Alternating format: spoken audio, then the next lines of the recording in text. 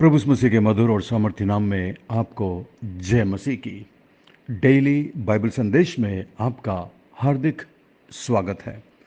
आज 29 मार्च है और परमेश्वर को धन्यवाद कि उसने आज हमें फिर से एक नया दिन दिया है, एक नया सवेरा दिया है। आज गुड फ्राइडे है, आज शुभ शुक्रवार है, जिसे आज पूरे संसार भर में मनाया जा रहा है।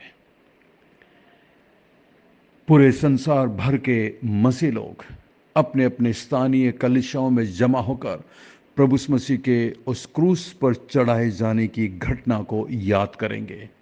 और विशेष करके गुड फ्राइडे के दिन प्रभु यीशु मसीह ने क्रूस पर से जो 7 वाणियां बोली थी उसे याद करते हैं। प्रभु यीशु मसीह ने अपने जीवन काल में अद्भुत संदेश दिए हैं। उनका संदेश, उनकी शिक्षाएं सच में संसार के सभी शिक्षाओं से बहुत ऊंची थी।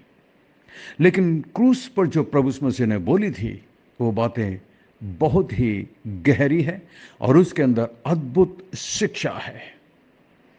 जैसे कहा जाता है कि एक व्यक्ति के मरते वक्त अंतिम शब्द बहुत मायने रखते हैं, उसी तरीके से प्रभु यीशु मसीह के अंतिम शब्दों को बहुत ही सुरक्षित तरीके से परमेश्वर के वचन के अंदर चारों सुसमाचार के लेखकों ने लिखा है। गुड फ्राइडे के दिन प्रभु यीशु मसीह के इन 7 वाणियों पर विचार किया जाता है। अलग अलग कलीसियाओं में, अलग अलग जगहों पर गुड फ्राइडे को अलग अलग तरीके से मनाया जाता है। इससे कोई फ़र्क नहीं पड़ता कि कौन कैसे, कब, कितने बजे या कैसे मना रहा है। लेकिन मुख्य बात यह है, हमें उस क्रूस की सच्चाई को याद रखना है। प्रभु यीशु मसीह की उस मृत्यु को हमें याद रखना है। प्रभु यीशु मसीह ने कभी नहीं बोला कि मेरे आश्चर्य कर्मों को याद रखो, या उसने कभी नहीं बोला कि मेरे जन्म को याद रखो। हाँ, लेकिन प्रभु यीशु मसीह ने अपने चेलों से और हम में से प्रत्येक से ये कहा है, मेरी मृत्यु को स्मरण रखना। प्रभु भोज की स्थापना जब उसने की, अंतिम भोज जब उसने अपने चेलों के साथ की, तो उसने कहा, मेरी मृत्यु को याद रखना। जब जब तुम जमा होते हो, मेरी मृत्यु के स्मरण में यही किया करो। यानी कि उसके मृत्यु को हमें स्मरण रखना है। वास्तव में प्रभु यीशु मसीह की मृत्यु मसीहत की जान है। यदि प्रभु यीशु मसीह क्रूस पर नहीं मरते तो उसके जन्म का कोई महत्व नहीं होता, उनकी शिक्षाओं का कोई महत्व नहीं होता।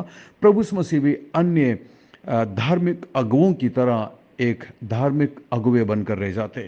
लेकिन प्रभु यीशु मसीह एक धार्मिक अगुवे नहीं, वास्तव में प्रभु यीशु मसीह साक्षात परमेश्वर है जो मनुष्य बनकर इस संसार के अंदर आए। उनका जन्म अद्भुत था, उनका जीवन अद्भुत था, उनकी शिक्षाएं अद्भुत थी, उसके आश्चर्य कर्म अद्भुत थे, उसकी मृत्यु अद्भुत थी। उसे गाड़ दिया गया, परंतु तीसरे दिन वो जी उठे। उसका जी उठना मानव इतिहास की सबसे अद्भुत घटना है। ऐसा आज तक ना तो कभी किसी ने किया और ना कभी कोई कर सकता है जिस तरह प्रभु यीशु मसीह ने किया। तो आज मैं आपके सामने प्रभु यीशु मसीह के 7 वाणियों को रखना चाहता हूँ, और मैं ज़्यादा समय नहीं लूँगा क्योंकि मैं जानता हूँ आज आप सब अपने अपने चर्च में 7 वाणियों के बारे में सुनेंगे। तो सबसे पहली वाणी जो क्रूस पर प्रभु यीशु मसीह के द्वारा बोली गई थी वो है लूका 23 अध्याय और उसकी 34 में, जहाँ प्रभु यीशु मसीह ने कहा, हे पिता, इन्हें क्षमा कर क्योंकि ये नहीं जानते क्या कर रहे हैं। प्रभु यीशु मसीह को रात को गिरफ्तार किया गया, पूरी रात उसे यातनाएं और ताड़नाएं दी गई, उसे पीड़ित किया गया और फिर उसे पिलातुस के पास लेकर गए, हेरोदेस के पास ले गए। पूरे दिन उसे यहाँ से उधर, इधर से इधर, महासभा की यहूदियों की महासभा में उसे ले जाया गया। हर जगह उस पर मुकदमा चलाया गया, उसे दोषी साबित करने की कोशिश की, परंतु ऐसा कभी नहीं हो सका। अंत में पिलातुस ने मजबूर होकर प्रभु यीशु मसीह को क्रूस पर चढ़ाने की आज्ञा दी। प्रभु यीशु मसीह के पीठ पर कोड़े मारे गए, उसकी पीठ को छील दिया गया था। मांस के टुकड़े हर तरफ से लटक रहे थे। उसके सिर पर कांटों का मुकुट रख दिया गया था, उसके हाथों में कीलें ठोक दी गई थी और उसे क्रूस पर झड़ दिया गया था और उस क्रूस को खड़ा किया गया और खड़ा करके उसे एक खट्टे के अंदर डाला गया ताकि क्रूस को खड़ा कर सके। प्रभु यीशु मसीह का पूरा शरीर एक झटके के साथ उन कीलों पर लटक गया। खून की धाराएं सिर से, हाथों से और उसके पांवों से, पीठ से खून की धारा बह रही थी। हर बार जब वो सांस लेने के लिए दम लगाता था, उसे अपने हाथों पर बल देना पड़ता था और जितनी बार वो हाथों को खींचता, सांस फुलाता, उतनी ही बार उसकी पीठ उस खुरदरे लकड़ी से रगड़ खाती थी। जितनी बार वो सांस लेने के लिए ऊपर उठता था, उतनी ही बार वो अपने पैरों पर ताकत लगाता था और उसके पैरों में कीलें ठिकी हुई थी। उसके हाथ खिंचते थे और जितनी बार वो सांस लेता था, उतनी ही बार उसके शरीर से खून की धारा तेजी के साथ बहती थी। और इस तरीके से क्रूस की मृत्यु सबसे दर्दनाक मृत्यु होती थी। ऐसे में जब प्रभु यीशु मसीह क्रूस पर लटके हुए थे, दोपहर के करीब 12 बजे तेज धूप में तपते हुए क्रूस पर जब वो लटके हुए थे, सिर से खून की धाराएं बह रही थी। शायद वो अपनी आंखों की पुतली को बड़ी मुश्किल से खोल पा रहे होंगे, परंतु जैसे ही उसने अपनी आंखों की पुतली को खोला होगा, देखा नीचे भीड़ खड़ी हुई है, चिल्ला रही है, ठट्टे में उड़ा रही है और उस पर दोष लगा रही है, ताने मार रही है कि यदि तू परमेश्वर का पुत्र है तो नीचे उतर आ। हे मसीहा, अपने आप को बचा ले। क्रूस पर लटके हुए डाकू भी उसकी निंदा कर रहे थे, परंतु प्रभु यीशु मसीह के मुंह से सबसे पहला शब्द जो निकला वो था, हे पिता, इन्हें क्षमा कर, क्योंकि ये नहीं जानते क्या कर रहे हैं। क्योंकि प्रभु यीशु मसीह जानते थे कि ये लोग कितने भयानक दंड के भागीदार हैं। परमेश्वर का क्रोध भड़क सकता था। यदि प्रभु यीशु मसीह चाहते तो स्वर्ग से हजारों की संख्या में स्वर्गदूतों की सेना बुलाकर इन्हें नाश करवा सकते थे। वो भयानक पाप कर रहे थे और उन्हें पापों की क्षमा की आवश्यकता थी और इसीलिए सबसे पहले प्रभु यीशु मसीह ने प्रार्थना की, हे पिता, इन्हें क्षमा कर। मैं सोचता हूँ इस प्रार्थना में हर वो व्यक्ति शामिल है जो इस संसार में कभी जन्मा और कभी जन्म लेगा। उसमें आप और मैं भी हूँ। यदि वो प्रार्थना प्रभु ने नहीं की होती तो आज आप और मैं भी अपने पाप और अपराधों में मरते होते। दूसरा शब्द जो प्रभु यीशु मसीह ने क्रूस पर से कहा वो था, आज ही तू मेरे साथ स्वर्गलोक में होगा। लूका 23 और उसकी 43। सबसे पहली प्रार्थना लोगों के लिए क्षमा की थी। दूसरी जो प्रभु यीशु मसीह ने क्रूस पर से वाणी बोली थी वो था उद्धार के संबंध में। सबसे पहले पापों की क्षमा और फिर उद्धार। प्रभु यीशु मसीह ने अपने बाजू में मरते हुए उस डाकू से कहा, जिसने उससे प्रार्थना की थी कि हे प्रभु, जब तू अपने राज्य में आए तो मेरी सुधि लेना। उसने यीशु पर विश्वास किया, यकीन किया, उसे प्रभु करके संबोधित किया और वो जान गया कि ये कोई साधारण व्यक्ति नहीं है, बल्कि साक्षात परमेश्वर है जो मनुष्य के रूप में हमारे बीच में है। इसलिए उसने कहा, जब तू अपने राज्य में आए, इसका मतलब उसे विश्वास था कि ये व्यक्ति एक दिन जी उठेगा, तीसरे दिन जी उठेगा। शायद वो इस बात को जानता था। इसलिए उसने कहा, जब तू अपने राज्य में आए, यानी कि वो मानता है कि ये एक राजा है, राजाओं का राजा है, परमेश्वर है, और इसलिए उससे प्रार्थना करता है विश्वास के साथ। और प्रभु यीशु मसीह उससे कहते हैं, आज ही तू मेरे साथ स्वर्गलोक में होगा। यह है उद्धार का आश्वासन।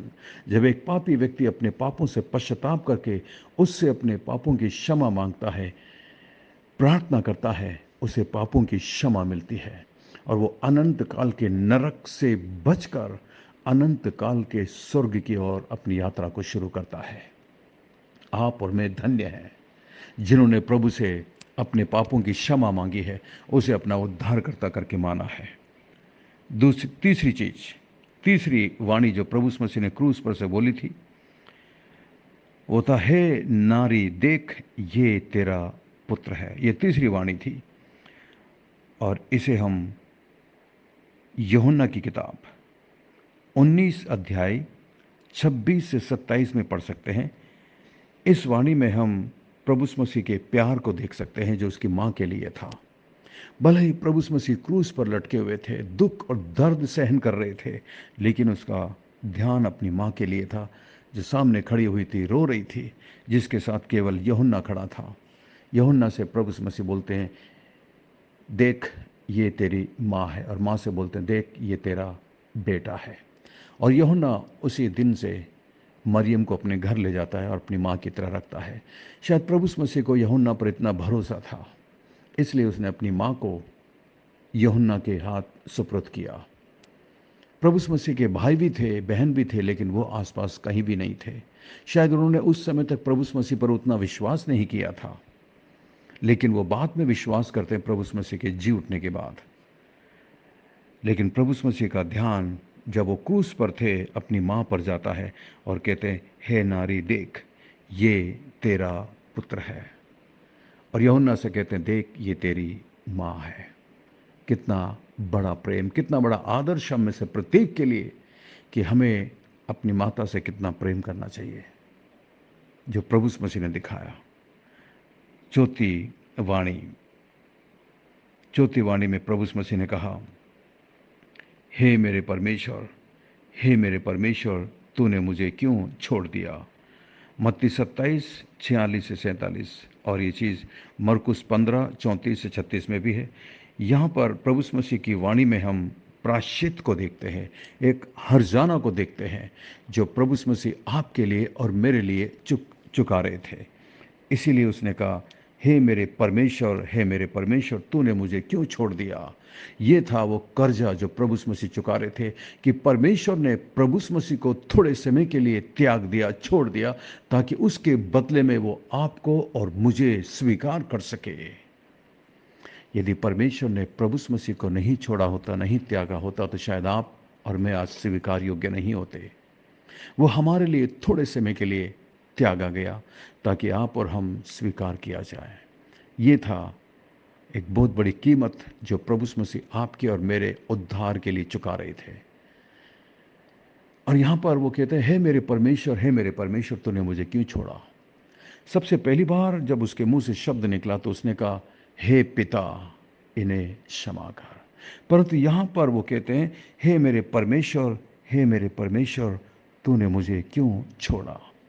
केवल एक पवित्र परमेश्वर ही उसे छोड़ सकते हैं, क्योंकि इस वक्त उसके कांधों पर पूरे संसार का बोझ लदा हुआ था। इसीलिए परमेश्वर ने भी उससे अपना मुंह फेर लिया, इसीलिए सूरज ने भी चमकना छोड़ दिया था।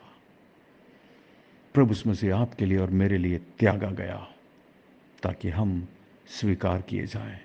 इसीलिए उसने क्रूस पर यह प्रार्थना की। ये उसकी सबसे बड़ी वेदना भरी प्रार्थना थी। शारीरिक दुख से भी बढ़कर यह दर्द था प्रभु को कि मेरे पिता ने मुझे छोड़ दिया। वो पिता जिसके साथ उसकी एक घनिष्ठ संबंध था, वो पिता में था, पिता उसमें था, एक घनिष्ठता थी। वो कुछ भी अपने पिता से बिना पूछे नहीं करता था, वो हर काम अपने पिता की इच्छा पर करता था। सेवकाई की शुरुआत में ही स्वर्ग से उसके पिता की सहमति उसे मिली थी। स्वर्ग से, आसमान से आवाज़ आई थी जब प्रभु यीशु मसीह अपने सेवकाई की शुरुआत में यूहन्ना से बपतिस्मा लेने के लिए गए थे, तो पवित्र आत्मा कबूतर की नाई उस पर उतरा था, आसमान खुल गया था और ऊपर से आवाज़ आई, ये मेरा प्रिय पुत्र है जिससे मैं अत्यंत प्रसन्न हूं। न केवल इस बार, उस रूपांतरण के पहाड़ पर भी परमेश्वर की आवाज आई थी, ये मेरा प्रिय पुत्र है, इसकी सुनो। लेकिन यहां पर क्रूस पर उसे त्याग दिया गया था, छोड़ दिया गया। सबसे बड़ा दर्द ये था उसका। इसीलिए क्रूस पर से वो पुकार उठा, हे मेरे परमेश्वर, हे मेरे परमेश्वर, तूने मुझे क्यों छोड़ दिया। आपके लिए और मेरे लिए। पांचवी वाणी जो क्रूस पर से प्रभु यीशु मसीह ने कहा वो था, मैं प्यासा हूं। ये उसकी शारीरिक वेदना को दिखाता है। जिस रात प्रभु यीशु मसीह गिरफ्तार किया गया, उसे बंधन में रखा गया, उसे यातनाएं दी गई, पीड़ा दी गई। उसके बाद पूरे दिन उसे इधर से उधर, उधर से इधर घुमाते रहे, उस पर मुकदमा चलाते रहे। इस बीच उसे कुछ भी ना खाने को दिया गया, ना पीने को दिया गया। वो शरीर में आया था, परमेश्वर था, लेकिन शरीर का रूप लेकर आया था। उसे भूख लगती थी, उसे प्यास लगती थी, उसे दर्द होता था, जिस तरह हम मनुष्यों को होती है। और यहाँ पर क्रूस पर जब वो लटका हुआ है, वो पानी के लिए पुकारता है कि मैं प्यासा हूं। वो परमेश्वर जिसने गहरे सागर को रचा, समुद्र को उसने बनाया, संसार की हर नदियों को उसने अपने मुंह से बोलकर रचा है, लेकिन आज क्रूस के ऊपर वो एक बूंद पानी के लिए तरसता है और पुकारता है कि मैं प्यासा हूं। ये ना केवल एक शारीरिक प्यास थी, बल्कि एक आत्मिक प्यास थी, आत्माओं की प्यास, आत्माओं की प्यास, आपकी और मेरी प्यास। इसलिए प्रभु यीशु मसीह क्रूस पर से बोल उठे, मैं प्यासा हूं। छठवीं वाणी जो क्रूस पर से प्रभु यीशु मसीह ने कहा, वो था पूरा हुआ। पांचवी वाणी में प्यासा हूं, ये चीज आप यूहन्ना 19 और उसकी 28 में पढ़ सकते हैं। छठवीं वाणी पूरा हुआ, यूहन्ना 19 और उसकी 30 में। प्रभु यीशु मसीह इतनी यातना सहने के बाद, सारा कष्ट सहने के बाद, उसके शरीर का एक एक बूंद लहू बहाने के बाद, अंत में प्रभु यीशु मसीह चिल्लाकर कहते हैं, पूरा हुआ। क्या पूरा हुआ? यानी कि वो काम जिसे करने के लिए प्रभु यीशु मसीह संसार में आए थे, वो काम था मनुष्यों के उद्धार के लिए अपने आप को बलि करना। ये काम करने के लिए वो आया था। हाँ, उसने चंगाई की, हाँ, उसने 5,000 को खिलाया, अंधों को आंखें दी, लंगड़ों को चलाया, आश्चर्य कर्म किए, चमत्कार किए, क्योंकि वो लोगों को देखकर तरस से भर जाता था। लेकिन उसका मुख्य काम जो था, वो था क्रूस पर संसार के लोगों के पाप की क्षमा के लिए अपने आप को बलि करना, और ये काम उसने पूरा किया। इसलिए वो क्रूस पर से चिल्लाकर बोलता है, पूरा किया है पिता। जिस काम को करने के लिए आपने मुझे भेजा था, मैंने उस काम को पूरा किया है। जिस तरह एक विजेता कड़ी मेहनत और संघर्ष के बाद उस अंतिम लक्ष्य तक पहुंचता है, तो बड़े जोश के साथ हाथ ऊंचा कर कर चिल्ला कर कहता है, इट इज फिनिश्ड, पूरा हुआ। ये पूरा हुआ शब्द एक ऐसा शब्द था जिस शब्द को उस जमाने में किसी भी कर्जे को चुकाने के बाद बोला जाता था। पूरा हुआ, चुका दिया गया, fully and finally paid of, चुका दिया गया, पूरा हुआ। और उसके बाद अंतिम वाणी जो प्रभु यीशु मसीह ने बोली थी, वो थी, हे पिता, मैं अपनी आत्मा तेरे हाथों में सौंपता हूं। इसे हम पाते हैं लूका की किताब 23 और उसकी 46 में। Luke chapter 23 verse 46। इस वाणी में हम अनंत सुरक्षा को देख सकते हैं, आपकी और मेरी अनंत सुरक्षा, जहां प्रभु यीशु मसीह कहते हैं, मैं अपनी आत्मा तेरे हाथों में सौंपता हूं। आत्मा कभी मरती नहीं। ये आत्मा जो परमेश्वर की तरफ से आई थी, मनुष्य का रूप लेकर, प्रभु यीशु मसीह वापस उसे परमेश्वर के हाथ में देते हैं। प्रभु यीशु मसीह खुद अपना प्राण छोड़ते हैं, किसी ने उससे उसका प्राण छीना नहीं। प्रभु यीशु मसीह ने यूहन्ना की किताब में 10वीं अध्याय में कहा था, कोई मुझसे मेरा प्राण छीन नहीं सकता, मैं खुद अपना प्राण देता हूं और उसे वापस लेने का भी अधिकार है। अंत में प्रभु यीशु मसीह अपना प्राण छोड़ते हैं और अपनी आत्मा परमेश्वर के हाथ में देते हैं। यानी कि एक दिन आप और मैं भी जब संसार को छोड़ेंगे, हमारा शरीर भले ही मिट्टी में मिल जाएगा, लेकिन आपकी और मेरी आत्मा परमेश्वर के पास जाएगी जहां से आई है। हमें पापों की क्षमा मिली है, हमें पवित्र आत्मा दिया गया है, हमारा नाम जीवन की किताब में लिखा गया है। एक दिन जब हम संसार को छोड़ेंगे, हम अनंत काल के लिए स्वर्ग में जाकर वास करेंगे। हमें वहाँ पर हमारा शरीर फिर से दिया जाएगा, एक ऐसा शरीर जो कि अमर होगा, कभी विनाश की तरफ नहीं जाएगा, कभी नाश नहीं होगा। एक नया शरीर मिलेगा, हमें हमारी आत्मा मिलेगी, हमारा प्राण, हमारी आत्मा, हमारा सब कुछ दोबारा से हम प्राप्त करेंगे जब प्रभु यीशु मसीह आएगा, और हम परमेश्वर के साथ अनंत काल के लिए वास करेंगे जहाँ पर प्रभु यीशु मसीह आज है। आज प्रभु यीशु मसीह परमेश्वर की दाहिनी ओर बैठा हुआ आपके लिए और मेरे लिए परमेश्वर से प्रार्थना करता है, विनती करता है, हमारा मध्यस्थ है, हमारा मीडिएटर है। कितना अद्भुत, कितनी अद्भुत ये 7 वाणियाँ थी जो क्रूस पर से हमें सुनने को मिलती है। इस पर विचार करिएगा, मनन करिएगा, प्रार्थना के साथ इन आयतों को फिर से निकाल कर पढ़िए और मनन करिए और विचार करिए और याद करिए वो दर्दनाक मृत्यु जो प्रभु यीशु मसीह ने आपके लिए और मेरे लिए क्रूस के ऊपर सहन किया। उसे धन्यवाद दीजिए, अपने आप को फिर से उसके हाथों में समर्पित कीजिए और उसे प्रसन्न करने वाला जीवन जीने का फैसला करिए। परमेश्वर आपको आशीष दे। प्रार्थना करेंगे। स्वर्ग में विराजमान जीवित और जिंदा परमेश्वर, अनुग्रहकारी दयालु पिता, विलंब से कोप करने वाले अति करुणामय परमेश्वर, धन्यवाद धन्यवाद धन्यवाद आज के इस अद्भुत दिन के लिए, गुड फ्राइडे के लिए प्रभु। जब हम याद करते हैं आज से 2000 साल पहले उस कालवरी के पहाड़ पर आपने मेरे पापों की क्षमा के लिए अपने आप को बलि कर दिया, और वो 7 वाणियाँ जो आपने क्रूस पर से बोली प्रभु, आज सच में हमारे दिल को छू लेती हैं जब हम उन पर विचार करते हैं। धन्यवाद धन्यवाद प्रभु। मैं प्रार्थना करता हूँ इस वक्त मेरे जितने भी भाई और बहन इस संदेश को सुन रहे हैं और मेरे साथ इस वक्त प्रार्थना कर रहे हैं, आप उन पर अपना अनुग्रह करिए, दया करिए प्रभु। अपने हाथों को बढ़ाकर छू लीजिए प्रभु जी। मैं नहीं जानता किसकी क्या आवश्यकता है, लेकिन आप जानते हैं। आप अंतर्यामी परमेश्वर हैं। अनुग्रह करिए और दया करिए, और सबसे बढ़कर प्रभु हमें फिर से अपने बेटे यीशु के लहू से धोकर शुद्ध करिए। हमें क्षमा करिए यदि कोई भी पाप या बुराई हमारे जीवन में है जो आपको नापसंद है, तो हमें क्षमा कर, हमें माफ़ कर, हमें फिर से अपनी पवित्र आत्मा की शक्ति और ताकत दे ताकि हम आपको प्रसन्न करने वाला जीवन जी सकें। धन्यवाद। हमारी विनती प्रार्थना को सुनकर जवाब देने के लिए धन्यवाद। सब कुछ यीशु मसीह के मीठे महापवित्र नाम से मांगते हैं, आमीन आमीन। आशा करता हूँ आज के संदेश के द्वारा परमेश्वर ने आपके दिलों से बातचीत की है।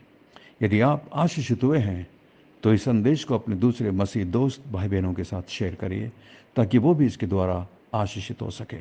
यदि आप इस संदेश को पहली बार सुन रहे हैं तो आप हमारे बाइबल संदेश ग्रुप में शामिल हो सकते हैं। हमारा नंबर है 9927464924। Pastor Mani Thomas, Emmanuel believers church, Agra. हम आपसे प्रेम करते हैं, आपकी परवाह करते हैं, आपके लिए प्रार्थना करते हैं। हमारे लिए भी प्रार्थना करिएगा। यदि आपके पास कोई विशेष प्रार्थना का निवेदन है या आज के वचन में से कोई भी संदेह या सवाल है तो हमें ज़रूर लिख भेजिएगा।